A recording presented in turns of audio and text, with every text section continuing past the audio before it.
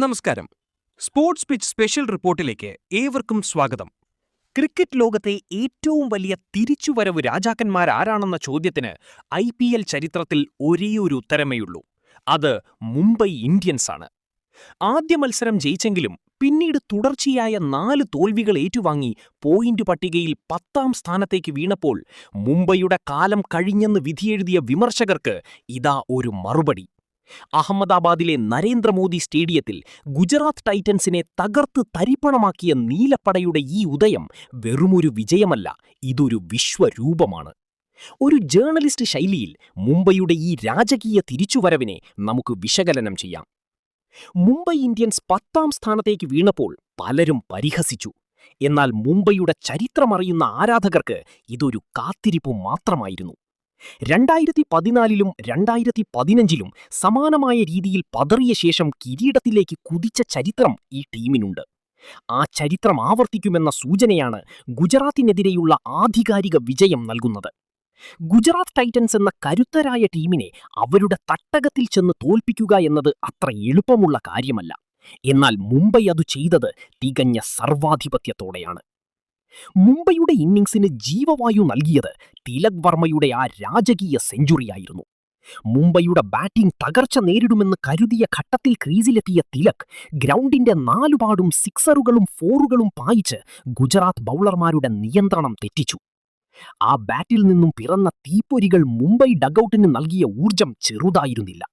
ഒടുവിൽ തിലകിന്റെ പോരാട്ട വീര്യം മുംബൈയെ എത്തിച്ചത് 199 എന്ന മികച്ച സ്കോറിലാണ്. ചെന്നൈ സൂപ്പർ കിങ്സിന് സഞ്ജു സാംസൺ എങ്ങനെയോ അതുപോലെ മുംബൈയുടെ ഈ സീസണിലെ ഏറ്റവും വലിയ കരുത്തായി തിലക് വർമ്മ മാറിക്കഴിഞ്ഞു. 199 എന്ന സ്കോർ പ്രതിരോധിക്കാനിറങ്ങിയ മുംബൈ ബൗളർമാർ കൊടുങ്കാറ്റായി മാറുന്ന കാഴ്ചയാണ് നാം കണ്ടത്. ഇന്നിംഗ്സിലെ ആദ്യ പന്തിൽ തന്നെ വിക്കറ്റ് വീഴ്ത്തി സാക്ഷാൽ ജസ്പ്രീത് ബുംറ വേട്ടയ്ക്ക് തുടക്കമിട്ടു. പവർ പ്ലേയിൽ തന്നെ 3 വിക്കറ്റുകൾ പിഴുതെറിഞ്ഞ മുംബൈ ഗുജറാത്തിന്റെ നട്ടെല്ലൊടിച്ചു. എന്നാൽ ഇന്ന് ഏവരും അത്ഭുതത്തോടെ നോക്കി നിന്നത് അശ്വനി കുമാർ എന്ന പ്രകടനമാണ്. ശുഭ്മൻ ഗിൽ, റാഷിദ് ഖാൻ, ഷാരൂഖ് ഖാൻ, രാഹുൽ തെവാട്ടിയ എന്നീ വമ്പന്മാരെ പവലിയനിലേക്ക് തിരിച്ചയച്ച് അശ്വൻ ഗുജറാത്തിന്റെ ബാറ്റിംഗ് നിരയെ അക്ഷരാർത്ഥത്തിൽ തകർത്തെറിഞ്ഞു. 3 പന്തുകൾക്കിടയിൽ 2 വിക്കറ്റ് വീഴ്ത്തിയ മിച്ചൽ സാന്റ്നറും തന്റെ സ്പിൻ കരുത്തു തെളിയിച്ചു.